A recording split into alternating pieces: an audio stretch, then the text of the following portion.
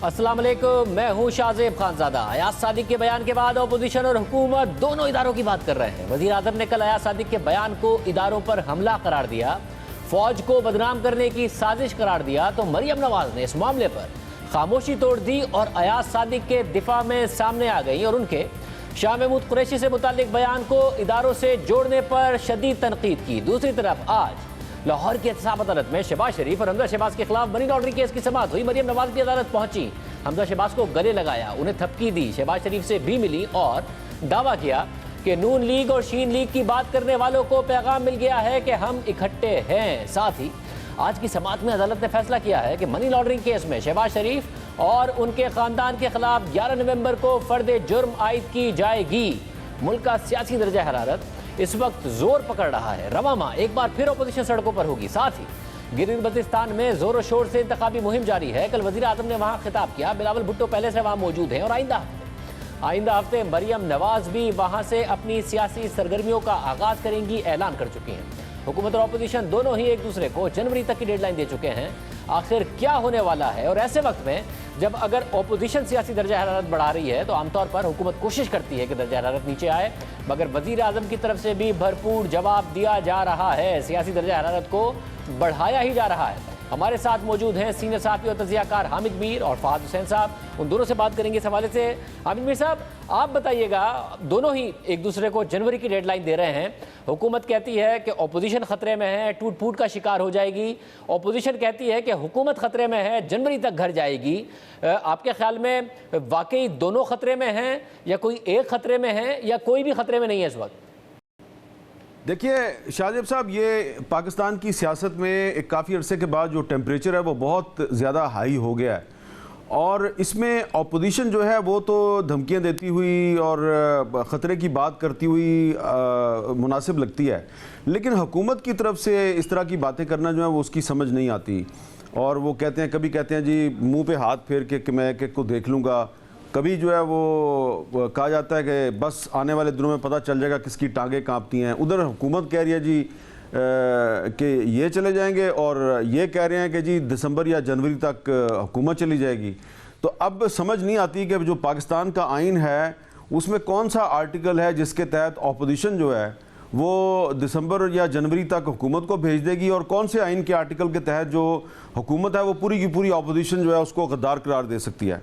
तो ये दोनों जो है वो मेरा ख्याल है बहुत लायानी किस्म की गुफ्तगू कर रहे हैं। और साथ ही साथ इसमें कुछ लोगों ने एक डायलॉग की बात की थी, लेकिन मुझे लग रहा है कि वो अब डायलॉग जो है उसकी भी गुंजाइश ख़त्म हो चुकी है।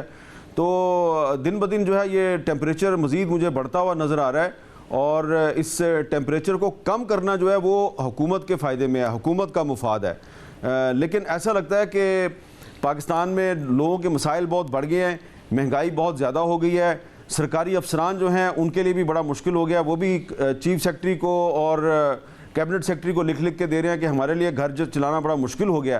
तो अब हुकूमत के लिए फिर एक ही तरीका है कि वो अगर महंगाई कम नहीं कर सकती, आवाम के मसाइल नहीं हल कर सकती, तो फिर वो अपोजिशन के साथ जो मुहाजरा ही है उस पर उसकी ज़्यादा तवज्जो है ताकि लोगों की तवज्जो जो है वो अपने मसाइल से हटी रहे और वो ये गद्दारी और हुबुल वतनी की जो बहस है उसमें उलझे रहें। मेरा ख्याल है ये स्ट्रेटजी जो है ये ज़्यादा अरसा चल नहीं सकती। अल्टीमेटली इसका फ़ायदा अपोजिशन को है और हुकूमत को नुकसान है। और फौजी साहब, आप क्या समझते हैं, जब अयाज सादिक साहब की तकरीर आई तो मरियम नवाज खामोश थी, नवाज शरीफ साहब खामोश थे, ऐसा लगा जैसे बैकफुट पर जा रही है अयाज सादिक साहब के रिमार्क्स के बाद नून लीग। मगर जो अब मरियम नवाज ने बात की वो तो अयाज सादिक के दिफा में सामने आई हैं और उन्होंने वाज़े तौर पर कहा कि तो शाह महमूद कुरैशी पर तनकीद थी, इसको इदारों पर तनकीद की तरफ इसको किया जा रहा है। आपको लगता है जितनी आगे वो चली गई हैं यही वाहिद रास्ता है कि वो मजीद हीट बढ़ाएं, ये इस वक्त नून लीग की जो सियासत है वो नुकसान की तरफ जा रही है आपके ख्याल में? देखिए, जो इस तरह इस वक्त जो उनकी पोजीशनिंग हो गई है वो बिल्कुल क्लियर है। मुझे ये लगता था कि जिस वक्त ये अयाज सादिक साहब का मामला मंजर आम पे आया और ये कंट्रोवर्सी खड़ी हुई और उसके बाद हर तरफ जो है वो इल्ज़ामात की एक बारिश शुरू हुई, तो मुझे ये लग रहा था कि शायद इस हवाले से नून लीग जो है वो कुछ हद तक जो है वो एक कदम पीछे बढ़ाएगी। लेकिन अब मुझे ये अंदाज़ा हो रहा है कि उन्होंने ये फैसला कर लिया कि जिस तरह की महाजराई हो गई है पाकिस्तान में और जिस तरीके से दोनों साइडों ने अपनी पोजीशनिंग कर ली है और जिस तरीके से जो है वो शदीद किस्म की अल्फाज की गोलाबारी हो रही है, उसमें अगर कोई एक साइड एक कदम भी पीछे लेती है तो वो उसकी शिकस्त समझी जाएगी। ये एक बड़ा ही यानी कि एक अफसोसनाक सूरत हाल पाकिस्तान की सियासत में खड़ी हो गई है, जहां पे रैशनैलिटी ये कहती है कि आप थोड़ा सा लचक अपनी पोजीशन में पैदा करें, लेकिन सियासी मजबूरियां ये कहती हैं कि अगर आपने लचक पैदा की तो उस लचक को आपकी कमजोरी समझा जाएगा। इसलिए मुझे ये लगता है कि नून लीग इस कंक्लूजन पे पहुंची है कि जो भी कहा, जिस वजह से भी कहा और जैसे भी कहा, उसके पीछे डट के खड़े हो जाओ, इसके अलावा कोई चारा नहीं।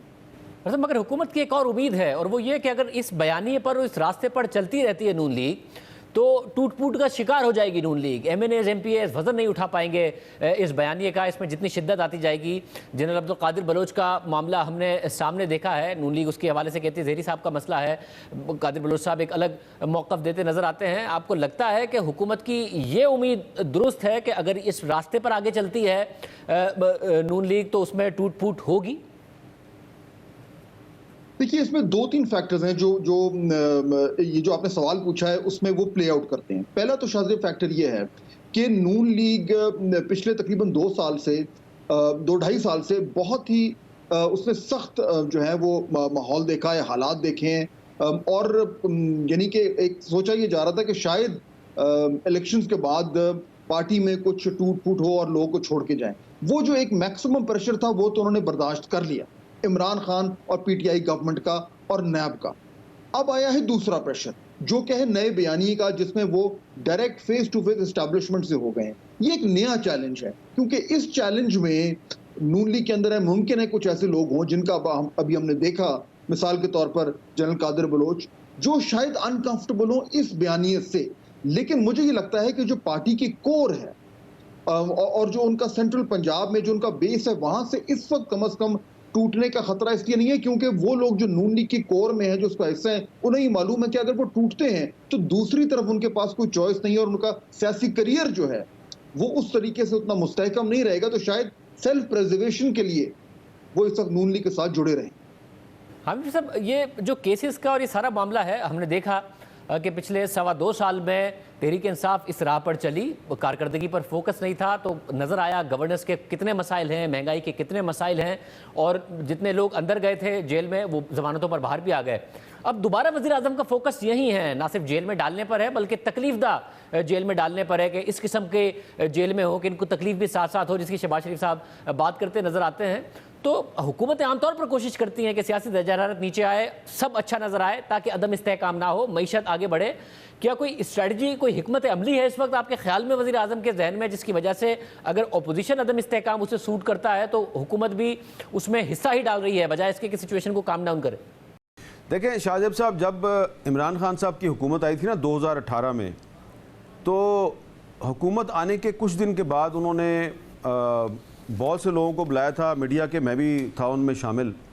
तो उन्होंने कहा जी हमें बस 3 महीने दे दें तो 3 महीने में हम पाकिस्तान को बदल देंगे। तो हुकूमत आने के फ़ौरन बाद इमरान खान साहब का टारगेट था 3 महीने। और अगर आपको याद हो तो 2018 से पहले जो उन्होंने बहुत से इंटरव्यूज़ दिए तो उसमें वो कहते थे कि अगर ऊपर लीडर अच्छा हो तो 90 दिन में तब्दीली ला सकता है। तो शुरू में इमरान खान साहब का टारगेट था 3 महीने। अब जब 3 महीने पूरे हो गए और तनकीद शुरू हुई हुकूमत पे, तो उन्होंने फिर बुलाया, उन्होंने कहा नहीं यार 6 महीने दे दें। और फिर आपको याद होगा कि ये भी कहा गया कि इस वक्त मुल्की हालात का तकाजा है कि सिर्फ अच्छी खबरें दी जाएं, नेगेटिविटी जो है उसकी तरफ तवज्जो ना दी जाए, तो आप सिर्फ अच्छी खबरें दें। तो अगर आप अच्छी खबरें देंगे तो देखें पाकिस्तान 6 महीने में बदल जाएगा। जब 6 महीने गुजर गए तो फिर कहा कि अब 9 महीने दे दें। 9 महीने गुजरे तो कहा 1 साल दे दें। 1 साल के बाद कहा 1.5 साल दे दें, फिर 2 साल, तो अब 2.5 साल गुजर गए हैं। तो अब मुझे लगता है कि शायद हुकूमत के अंदर जो है ना, बहुत से लोग उनको भी ये पता है कि अब हमारे लिए अगले 5 साल में तमाम वादे पूरे करना बहुत मुश्किल है। कल रात को एक जगह पर बहुत से PTI के लोग इकट्ठे थे, वहाँ पे बहुत से फेडरल मिनिस्टर्स भी थे, PTI के मरकज़ी कायदीन भी थे, तो वहाँ पे उनके साथ यही बात हो रही। वहाँ पे बहुत से जो उनके अपने लोग हैं वो ऑफ द रिकॉर्ड यही बात कर रहे थे कि हालात हमारे कंट्रोल से निकलते जा रहे हैं। दूसरी तरफ शाहजेब साहब, अपोजिशन पार्टीज़ जो हैं, इनका जो इत्तेहाद है, इसमें भी सबकी लाइन एक नहीं है, इनकी लाइन एक दूसरे से मुख्तलिफ नज़र आ रही है। ख़ास तौर पे जो पीपल्स पार्टी है वो अब पिछले काफ़ी दिनों से ऐसा लग रहा है कि उसकी लाइन बिल्कुल मुख्तलिफ है। तो उनमें भी उतना हमें इत्तेहाद नज़र नहीं आ रहा जितना ज़रूरी है। यानी कि जितने बड़े बड़े दावे वो कर रहे हैं बिलावल साहब गिलगित बल्तिस्तान की इलेक्शन कैंपेन में कि जनवरी तक हम इस हुकूमत को भेज देंगे। भाई अभी आपने 11 दिन पहले आपने एक अपील की थी कि जी आईजी सिंध और बाकी जो सिंध पुलिस के अफसरान हैं वो हड़ताल पे जा रहे हैं, छुट्टी पे जा रहे हैं, तो इन्वेस्टिगेशन करें। वो 10 दिन तो गुजर गए, तो अब आप खामोश हैं, अब आप नहीं बोल रहे, अब नवाज शरीफ साहब बोल रहे हैं, नून लीग वाले बोल रहे हैं, तो इनकी भी पॉलिसी एक नज़र नहीं आ रही।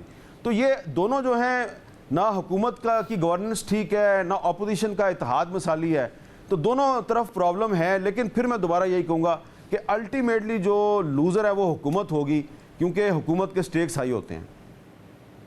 और उसके बावजूद फाज़ल हुसैन साहब, हमें नज़र आ रहा है कि हुकूमत अगर हीट साथ साथ बढ़ा रही है, तो आपको लगता है हिकमत अमली के तहत है जो वज़ीर आज़म तकारीर करके और जो कार्रवाइयाँ अपोजिशन के खिलाफ करके हो रहा है, या आपको लगता है इसका नुकसान ही है हुकूमत को? देखिए शाहजेब, अब यह इस वक्त सही और गलत का जो पैमाना है वो भी डिस्टर्ब हो गया है। यानी अब अगर आप हुकूमत के नुक्ते नज़र से देखें तो वो भी ये समझते हैं कि अगर इस टाइम हम अपोजिशन को ज्यादा स्पेस देते हैं, हम कुछ लचक दिखाते हैं, हम कुछ नरमी दिखाते हैं, हम कुछ अकोमोडेट करने की उनकी पोजीशन को कोशिश करते हैं, तो अपोजिशन और दीगर लोग ये समझेंगे कि हुकूमत प्रेशर में आ गई है, दबाव में आ गई है और बैकफुट पे चली गई है। ये इसलिए इतना बड़ा प्रॉब्लम खड़ा हो गया क्योंकि जब दोनों तरफ से ये एहसास हो गया कि हम पीछे नहीं हट सकते, तो फिर आगे का रास्ता जो है वो बंद होता जा रहा है और आगे की जो स्पेस है वो खत्म होती जा रही है। आपने ये देखा कि पीएमएलएन की जो पोजीशनिंग है और उसका जो जलसा जुलूस है, उसके मुकाबले में अब पीटीआई भी ये कह रही है कि हम भी उस तरीके के जलसा जुलूस शुरू कर रहे हैं। यानी हुकूमत अब एक बार फिर एक कंटेनर मोड में जा रही है और ये कॉन्फ्रंटेशन, ये जो तसादुम है, इसकी फिजा बढ़ती जा रही है। मसला ये है कि हमेशा जब भी इस तरह की सूरत हाल पैदा हुई है जो माजी में होती रही है, तो कोई ना कोई रेफरी रहा है, कोई ना कोई अंपायर रहा है जो बीच में अखाड़े में आता है, दोनों को अलग करता है। इस बारी वो रोल कोई अदा करता नजर नहीं आ रहा और इसलिए सूरत हाल ज्यादा डेंजरस हो रही है। बहुत शुक्रिया फाज़ल हुसैन साहब और हामिद मीर साहब का तज़किया आपने सुना। प्रोग्राम एक ब्रेक शामिल करेंगे और उसके बाद जिक्र होगा कोरोना तेजी से पाकिस्तान में फैल रहा है, दुनिया में फैल रहा है, मगर पाकिस्तान में भी जो दूसरी लहर है उसके वाज़ेह इशारे नजर आ रहे हैं। बात करेंगे ब्रेक के बाद। मुल्क में कोरोना वायरस की दूसरी लहर में शिद्दत आ रही है। योमिया केसेस की तादाद एक मरतबा फिर 1000 से ज़्यादा रिपोर्ट हो रही है। कोरोना के केसेस में एक बार फिर तेजी से इजाफे की वजह से वज़ीर आज़म ने कल कौमी राब्ता कमेटी का इजलास तलब किया है, जिसमें मुल्क में कोरोना के केसेस का जायजा लिया जाएगा। तवक्को है कि कल के इजलास में कुछ अहम फैसले किए जाएंगे, क्योंकि 4% से इस वक्त रेट बढ़ चुका है। और कहाँ सूरत हाल जाती नजर आ रही है, डॉक्टर फैसल सुल्तान मोहम्मद खुसूसी बराए सेहत वज़ीर आज़म हमारे साथ मौजूद हैं। डॉक्टर साहब बहुत शुक्रिया। डॉक्टर साहब, दूसरी लहर ये है, 4% का पॉजिटिविटी रेट हो गया, पाकिस्तान ने 23-24% तक भी देखा था। आपके ख्याल में एक खतरनाक ट्रेजेक्ट्री की तरफ हम जा रहे हैं या अभी भी आप समझते सूरत हाल कंट्रोल में है, खतरनाक नहीं है? मैं समझता हूँ जी, सूरत हाल उस जगह पे है जहाँ इस पे बर वक्त फैसला या कुछ बर वक्त फैसले लिए जाएं तो इसको कंट्रोल में रखा जा सकता है, नहीं तो ये बिल्कुल ख़तरनाक सिचुएशन तक पहुँच सकती है। और फैसले क्या होने चाहिए डॉक्टर साहब आपकी नज़र में? वो मैं समझता हूँ जी, 2-4 कल वैसे जैसे आपने फरमाया, कल एनसीसी की मीटिंग है कौमी राब्ता कमेटी की, तो फैसले तो उसी के अंदर होंगे। लेकिन जो एक ब्रॉड फ्रेमवर्क है जो जिसके तहत हम आज तक काम करते हैं वो ये है कि हम हमेशा ये देखते हैं कि अदाद-ओ-शुमार क्या हैं, कहाँ से हैं और उनकी जो रेट ऑफ चेंज है वो बतदरीज है, ज़्यादा है, तेज़ है, उसके मुताबिक फ़ैसला किया जाए। तो एक तो ये है कि जो हमारे एग्जिस्टिंग SOPs हैं उनकी एनफोर्समेंट ज़रा ज़्यादा सख्त होने की ज़रूरत है, वरना कागज़ पर लिखी हुई चीज़ का कोई फ़ायदा नहीं है जब तक उसको अमली जामा ना पहनाया जाए। और इसकी जो इन्फोर्समेंट है, हमने बाहर क्या कोशिश ये की है कि वो लोकल इंतज़ामिया के पास हो, बिकॉज़ वो सारा जो फ्लेक्सिबल फ़ैसला है वो लोकली ही किया जा सकता है। हर शहर, हर कस्बा, हर सूबा अपने पॉपुलेशन की डेंसिटी और जनरल लेआउट से थोड़ा बहुत फ़र्क होता है, तो ये फ़ैसले लोकल होने चाहिए। लेकिन इनकी एनफोर्समेंट के लिए मुझे लगता है कि कुछ थोड़ी सी स्ट्रिक्टनेस जो है वो इख्तियार करनी पड़ेगी, एक चीज़। दूसरी चीज़ ये है कि कुछ चीज़ों को असर नौ देखने की ज़रूरत है। लार्ज गैदरिंग्स हैं, शादियां हैं, रेस्टोरेंट्स हैं, बाकी एक्टिविटी है, कमर्शियल एक्टिविटी है। अब जाहिर है हमारी कोशिश ये है कि हर जो रास्ता इख्तियार किया जाए वो ऐसा हो जिसमें कम से कम डैमेज या नुकसान या रुकावट हो हमारी इक्तिसादी ज़िंदगी को, लेकिन साथ साथ हम बीमारी पे काबू पाने पे कामयाब हो सकें। और डॉक्टर साहब, इस्लामाबाद की हद तक तो नज़र आ रहा है कि हॉस्पिटल्स में काफ़ी रश भी अब हो गया है कोरोना के पेशेंट्स के हवाले से। ओवरऑल मुल्क की क्या सूरत हाल है? जो हमें नज़र आई थी मई में, जून में, उससे इस वक्त बेहतर है? हॉस्पिटल्स में बहुत ज़्यादा तादाद आना शुरू हो गई है? नहीं जी, जून से तो इस वक्त कोई मुकाबला नहीं। उस वक्त तो बाहर कैफ आपको मालूम है कि जो एट एनी गिवन टाइम जो थे वो थाउजेंड्स में पेशेंट्स थे मुल्क भर में जो एडमिटेड थे। इस वक्त बहुत अरसे तक हम 500 से हमारी नीचे फिगर चल रही थी, वो तजावज़ कर गई है, 500 से ऊपर टॉप गई है। वेंटिलेटर्स पे बहुत अरसे तक हमारे पास 100 से कम मरीज़ थे, अब 100 से ज़्यादा वो हो गए। लेकिन अगर आप एब्सोल्यूट नंबर्स में देखें तो कोई मुकाबला नहीं जून का। लेकिन देखिए, ये वक्त है, ये टाइम है इस चीज़ को, इस कोर्स को करेक्ट करने का। अगर हम अभी नहीं करेंगे तो बाद में देर हो जाएगी। तो बजाय इसके कि हम उसका इंतज़ार करें कि उस तरह का फिलअप हो जाए हमारे तमाम बड़े शहरों के अस्पतालों में, आईसीयूज़ में, हॉस्पिटल्स में, तो वो तो फिर जिसे कहते हैं ना, रिएक्ट करने वाली बात है। इस वक्त हमें थोड़ा सा प्रोएक्टिवली कुछ इक़दामात की ज़रूरत है जिससे कि इस चीज़ को स्लो किया जा सकता है। मैं समझता हूँ अगर हम सिर्फ मास्क के इस्तेमाल को नियरली यूनिवर्सल या एक जो क्लोज पब्लिक स्पेसेस हैं उसके दौरान इस्तेमाल कर लें तो ही बहुत बड़ा इम्पैक्ट आ जाएगा इस बीमारी पर। सब यानी जो मैं समझ रहा हूँ वो ये कि कोशिश पूरी ये की जाएगी कि जो मुआशी सरगर्मियाँ हैं उनको मुतासिर किए बगैर जो SOPs हैं उनको इन्फोर्स कराया जाए, क्योंकि आवाम खुद नहीं कर रहे हैं पासदारी, तो उसको यकीनी बनाया जाए, उनकी इन्फोर्समेंट को यकीनी बनाया जाए। ऐसे ही है जी, ऐसे ही है।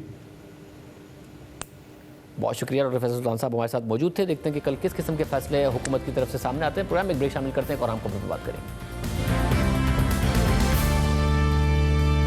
अक्टूबर के महीने में महंगाई की शरह 8.9% आई है। फूड इन्फ्लेशन बदस्तूर ज़्यादा है, देहाती इलाकों में 17.7% है। हुकूमत के लिए एक बड़ा स्कैंडल बन रहा है और हुकूमत अपनी गलती मानने के बजाय कभी किसी को इल्ज़ाम दे रही है और कभी किसी को, कभी ब्यूरोक्रेसी को, कभी मीडिया को और कभी माफिया को। मगर दो तारीखें ऐसी हैं जिनके गिर्द हालिया गंदम और चीनी का बहरान घूम रहा है। ये वो दो तारीखें थीं जब वज़ीर आज़म ने हुक्म दिया, मगर वज़ीर आज़म के हुक्म पर उनकी अपनी हुकूमत ने अमल नहीं किया और फिर अमल दरामद कराने के लिए कुछ नहीं किया गया, और फिर वज़ीर आज़म ने अपनी हुकूमत का एहतसाब भी नहीं किया और आवाम के लिए हालात बिगड़ते चले गए। वज़ीर आज़म ने रवां साल फरवरी में हुक्म दिया कि 3 लाख टन चीनी दरामद की जाए, यह अखबारों में रिपोर्ट हुआ। दूसरा हुक्म वज़ीर आज़म ने अप्रैल में दिया कि गंदम दरामद की जाए, और फिर इस हफ्ते रिपोर्ट हुआ कि वज़ीर आज़म ने एक इजलास में गुस्सा किया कि मैंने अप्रैल में ही कह दिया था कि गंदम दरामद की जाए, तो उस पर अमल दरामद क्यों नहीं किया गया। अगर अप्रैल में गंदम और फरवरी में चीनी की दरामद कर ली जाती तो सूरत हाल बेहतर होती, कीमती ज़र मुबादला बचा लिया जाता, मकामी मार्केट में चीनी और गंदम की कीमतें कम होती। मगर वज़ीर आज़म के अहकामात पर अमल नहीं किया गया और जब बहरान संगीन हो गया तो फिर गंदम और चीनी दरामद की गई। इस दौरान आलमी मंडी में अजनास की कीमतों में नुमाया इजाफा हो गया और मकामी मार्केट में भी गंदम और चीनी का बहरान पैदा हो गया, मुसलसल महंगी होती चली गई। सबसे पहले बात करेंगे चीनी की। जनवरी में निशानदेही कर ली गई थी कि मुल्क में गन्ने की पैदावार कम होने जा रही है, इसलिए चीनी दरामद करनी पड़ेगी। फिर फरवरी में वज़ीर आज़म ने 3 लाख टन गंदम दरामद करने का हुक्म भी दे दिया था। 2 फरवरी को बिजनेस रिकॉर्डर अखबार में खबर शाया हुई कि वजारत सनअत व पैदावार ने 31 जनवरी को वजारत तिजारत को खत लिखा और कहा कि 28 जनवरी को होने वाले शुगर एडवाइजरी बोर्ड के इजलास में चीनी के ज़ख़ीरे और कीमतों में इजाफे पर बात की गई। और इजलास के दौरान पंजाब और खैबर पख्तूनख्वा की हुकूमत ने बताया कि इस साल गन्ने की पैदावार में कमी आई है, इसलिए चीनी की पैदावार कम होने का खदशा है। वजारत ने इस बात की तस्दीक की कि क्रशिंग के सीजन के बावजूद भी मार्केट में चीनी की कीमत में इजाफा हो रहा है। इसके अलावा वजारत सनअत व पैदावार ने लिखा कि पाकिस्तान ब्यूरो ऑफ स्टैटिस्टिक्स के मुताबिक 30 जनवरी को चीनी की कीमत 79 रुपये फी किलो है, जबकि आलमी मार्केट में चीनी की कीमत 62 रुपये 60 पैसे थी। इसके अलावा शुगर मिल्स एसोसिएशन ने भी हुकूमत से कहा कि duty free raw sugar import करने की इजाज़त दी जाए। 30 जनवरी को वजारत सनअत व पैदावार ने तजवीज़ दी कि ट्रेडिंग कॉरपोरेशन ऑफ पाकिस्तान और कॉमर्स डिवीजन मकामी ज़रूरत को पूरा करने के लिए ड्यूटी और टैक्सेस के बगैर चीनी दरामद कर सकती है। ये चीनी मकामी चीनी से सस्ती होगी और इससे सूरत हाल बेहतर हो जाएगी। फिर उसके बाद 8 फरवरी को वज़ीर आज़म ने फौरी तौर पर 3,50,000 टन चीनी की बरामद रोकने और 3 लाख टन चीनी दरामद करने का हुक्म दे दिया ताकि मुल्क में चीनी के ज़खायर बढ़ाए जाएं, चीनी की कीमत को नीचे लाया जाए। इसके अलावा तहरीक इंसाफ के रहनुमा और मुल्क में चीनी के कारोबार में सबसे ज़्यादा 20% तक हिस्सा रखने वाले और उस वक्त वज़ीर आज़म इमरान खान को ज़रूरी शोबे के हवाले से मशवरे देने वाले जहांगीर तरीन ने भी 14 फरवरी को कह दिया था कि चीनी दरामद की जाए ताकि मार्केट को पैगाम जाए, वरना कीमतों में इजाफा होता जाएगा। जनवरी में निशानदेही हो गई, फरवरी में वज़ीर आज़म ने हुक्म भी दे दिया। फरवरी में वज़ीर आज़म की तरफ से ज़रूरी शोबे के जिम्मेदार जहांगीर तरीन ने मीडिया पर आकर बोल भी दिया, मगर चीनी फिर भी दरामद नहीं की गई। क्यों? इसके लिए एक खबर को देखते हैं जो 15 अगस्त को द न्यूज़ में शाया हुई। इस खबर के मुताबिक 11 मई को हमाद अजहर की सरबराही में शुगर एडवाइजरी बोर्ड का इजलास हुआ, जिसमें बताया गया कि चीनी का हालिया सीजन खत्म होने और नई चीनी की मार्केट में आने तक पाकिस्तान के पास 2,71,000 टन इजाफी चीनी होगी। यानी 8 मई तक मुल्क में 33,65,000 टन चीनी थी, जो कि दिसंबर तक यानी आइंदा 7 माह तक मुल्क की जरूरत 30,94,000 टन चीनी को पूरा करने के लिए काफी थी, क्योंकि मुल्क में चीनी की जरूरत 4,42,000 टन माहाना है। इसलिए दिसंबर तक मुल्क में 2,71,000 टन चीनी इजाफी होगी। इसके बाद शुगर एडवाइजरी बोर्ड ने यह फैसला किया कि चीनी दरामद नहीं की जाएगी, मगर बोर्ड ने यह फैसला भी किया कि शुगर एडवाइजरी बोर्ड के जरिए सूरत हाल पर मुसलसल नजर रखी जाएगी। मगर सूरत हाल का जायजा लेने के लिए जून में शुगर एडवाइजरी बोर्ड की मीटिंग ही नहीं हुई। वफाकी वजीर हमाद अजहर ने खुद हमारे प्रोग्राम में इस मीटिंग का हवाला दिया और कहा कि इस मीटिंग में शुगर मिलर्स ने गलत इदाद-ओ-शुमार दिए। 11 मई को शुगर एडवाइजरी बोर्ड की मीटिंग होती है और मुझे शुगर मिल्स की तरफ से कहा जाता है कि मुल्क में 3 लाख टन चीनी ज़रूरत से ज़्यादा है, बल्कि शायद एक्सपोर्ट करनी पड़ जाए। वाजिद ज़िया साहब की 1 महीने के बाद रिपोर्ट आती है और पंजाब में फ़िज़िकल वेरिफिकेशन शुरू हो जाती है, पंजाब में और खैबर पख्तूनख्वा में शुगर मिलों की। उसके बाद शुगर मिलें अपनी इतनी ज़्यादा सेल शो करती हैं, और जाहिर है वो सेल इसीलिए ज़्यादा शो की गई कि या तो वो वहाँ पे जो चीनी के ज़खायर थे वो मौजूद नहीं थे और जाली सेलें दिखाई गई, या फिर वो चीनी जो थी उसको गायब किया गया। और उसके बाद फौरी तौर के ऊपर जो है वो चीनी जो है वो क्योंकि उसकी शॉर्टेज सामने आ गई तो एक परसेप्शन शॉर्टेज की आ गई और चीनी की कीमतें जो है वो ऊपर जाना शुरू हो गई। फरवरी में वज़ीर आज़म ने हुक्म दे दिया, अखबारात में रिपोर्ट हो गया कि चीनी दरामद की जाए। जहांगीर तरीन ने कह दिया कि चीनी की पैदावार कम होगी, दरामद की जाए। मगर 11 मई को फैसला किया गया कि चीनी दरामद नहीं की जाएगी। मगर 10 दिन के बाद एक और मौका आया जब हुकूमत फौरी इकदाम उठा सकती थी। 11 मई को शुगर एडवाइजरी बोर्ड का इजलास हुआ जिसमें दरामद ना करने का फैसला हुआ, मगर सिर्फ 10 दिन बाद वज़ीर आज़म के बनाए गए शुगर कमीशन की रिपोर्ट आ गई, जिसने बता दिया कि इस साल चीनी की पैदावार मुश्किल से मुल्क की ज़रूरत पूरी कर पाएगी। जब शुगर कमीशन की रिपोर्ट सामने आने के बावजूद भी सूरत हाल खराब हुई, चीनी की कीमत मुसलसल बढ़ती चली गई, तो फिर जुलाई के आखिर में 3 लाख टन चीनी दरामद करने का फैसला किया गया, जिसके बाद अक्टूबर में चीनी का पहला कंसाइनमेंट आया और 25,000 टन चीनी दरामद कर ली गई।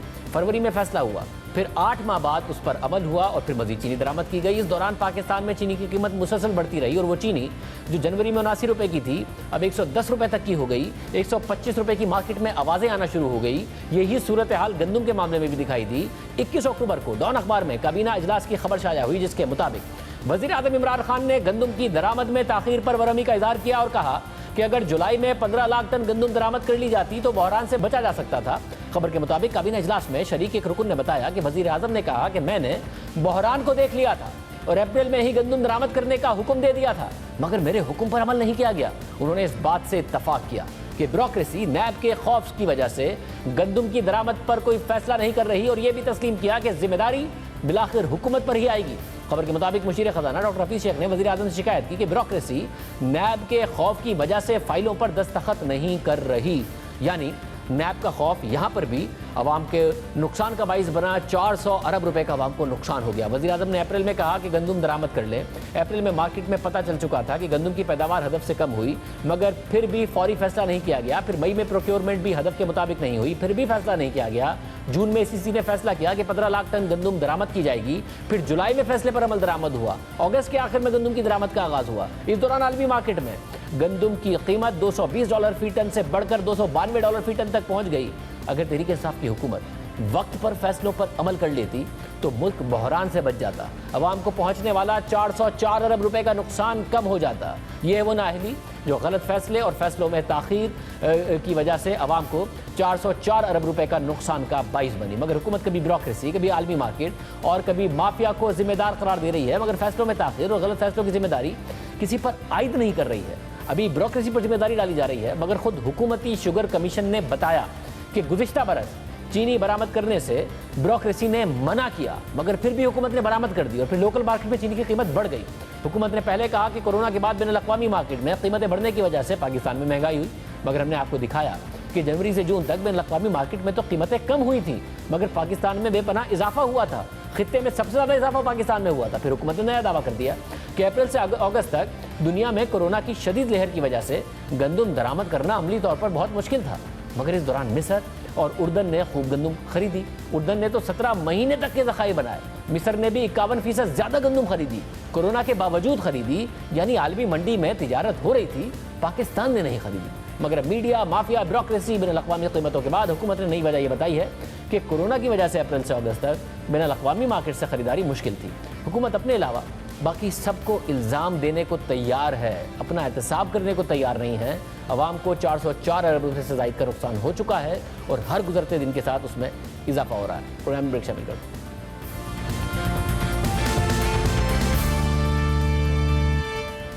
पंजाब में वज़ीर आला उस्मान बुज़दार की गवर्नेंस मसला रही है। तहरीक इंसाफ की पंजाब हुकूमत इस हवाले से तनकीद की जद में रही है। ब्यूरोक्रेसी में मुसलसल तबादले और तकर्रियाँ होती रही हैं। साथ ही पंजाब में वजारत इत्तलात का कलमदान भी बार बार तब्दील होता रहा है। आज एक बार फिर से पंजाब में वज़ीर इत्तलात को तब्दील कर दिया गया और वज़ीर इत्तलात को पता भी नहीं था कि उन्हें तब्दील कर दिया गया। आप क्या कहेंगे? मुझे कोई खबर नहीं है सर। अभी इतला ये कि फिरदौस आशिक अवान को मशीर इत्तलात लगा दिया गया और आपको वापस ले लिया गया आपसे चार्ज। आपके पास कानूनी इसका होगा सर? मुझे नहीं पता इसका। क्या कहना चाहेंगे? मुझे इसका पता ही कोई नहीं, इल्म ही नहीं है सर। मीडिया में खबरें आ गई हैं, मैं नोटिफिकेशन ये भी आ बता गया। रहा हूँ कि मुझे नहीं पता इसका। फयाजुल हसन चौहान से इत्तलात का कलमदान ले लिया गया। डॉक्टर फिरदौस आशिक अवान को वज़ीर आला पंजाब का मुआविन ख़ुसूसी बराए इत्तलात मुकर्रर कर दिया गया। हालांकि रोज़ाना फयाजुल हसन चौहान एक प्रेस कॉन्फ्रेंस कर रहे थे, अपोजिशन को तनकीद का निशाना बना रहे थे। इससे पहले जब तहरीक इंसाफ की हुकूमत आई तो इत्तलात का कलमदान फयाजुल हसन चौहान को दिया गया, मगर फिर उन्हें मुतनाज़ बयानात के बाद मार्च 2019 में ओहदे से हटा दिया गया और इत्तलात का कलमदान शमशाम बुखारी को दे दिया गया। मगर वो 4 महीने ही वज़ीर इत्तलात रह सके। जुलाई में उनसे भी इत्तलात का कलमदान ले लिया गया। फिर उसके बाद मियां असलम इकबाल को वज़ारत इत्तलात दे दी गई, मगर फिर 4 महीने बाद उनसे भी इत्तलात का कलमदान वापस ले लिया गया और फिर गुज़िश्ता साल दिसंबर में फयाजुल हसन चौहान को फिर से वज़ीर इत्तलात बना दिया गया। मगर अब तकरीबन 10 महीने बाद उन्हें फिर अचानक से हटा दिया गया और इनकी जगह फिरदौस आशिक अवान को इत्तलात का कलमदान दे दिया गया है। इसके अलावा शहबाज गिल भी वज़ीर आला पंजाब के तर्जुमान रहे हैं। उन्हें अक्टूबर 2018 में वज़ीर आला पंजाब का तर्जुमान बनाया गया, मगर फिर बाद में सितंबर 2019 में उन्हें भी ओहदे से हटा दिया गया और फिर कुछ अर्से बाद मई 2020 में उन्हें वफाकी हुकूमत में वज़ीर आज़म का मुआविन ख़ुसूसी बनाया गया। इसी तरह फिरदौस आशिक अवान को अप्रैल में वफाक में वज़ारत इत्तलात से हटाया गया। अब दिलचस्प सूरत हाल है कि शहबाज गिल को पंजाब से हटाया गया, वो वफाक में मुआविन ख़ुसूसी हैं। इसी तरह फिरदौस आशिक अवान को वफाकी हुकूमत से हटाया गया और वो सूबे में मुआविन ख़ुसूसी बराए इत्तलात बन गई हैं। अब तक तहरीक इंसाफ की पंजाब हुकूमत 2.5 साल में 4 वज़ीर इत्तलात तब्दील कर चुकी है। मुतादिद IGs, मुतादिद चीफ सेक्रेटरीज और ब्यूरोक्रेसी में बार बार तब्दीलियाँ कर चुकी है, मगर उस्मान बुज़दार हुकूमत पर मुसलसल कारकर्दगी पर सवालात उठते रहे हैं। पूरा में ब्रेक शामिल करते हैं।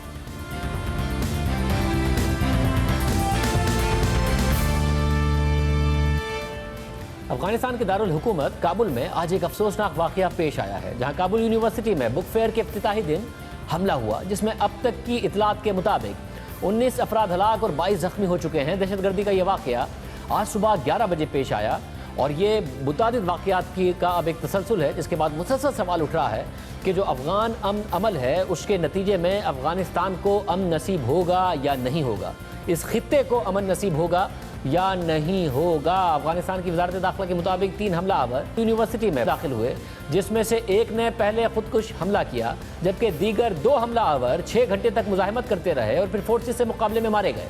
अफगान हुकूमत की जानिब से इस वाक़े की जिम्मेदारी अभी तक किसी दहशतगर्द तंजीम पर नहीं डाली गई है, लेकिन इस वाक़े के बारे में तालिबान तर्जुमान की जानिब से मुज़म्मती बयान सामने आ चुका है। अहम बात यह है कि अफगानिस्तान के दारुल हुकूमत काबुल में गुज़िश्ता 10 दिनों के दौरान दहशतगर्दी का यह दूसरा बड़ा वाक़या है। इससे पहले दाइश ने काबुल में एक दरसगाह पर हमला किया था, जिसमें 25 तालिब इल्म हलाक हुए थे।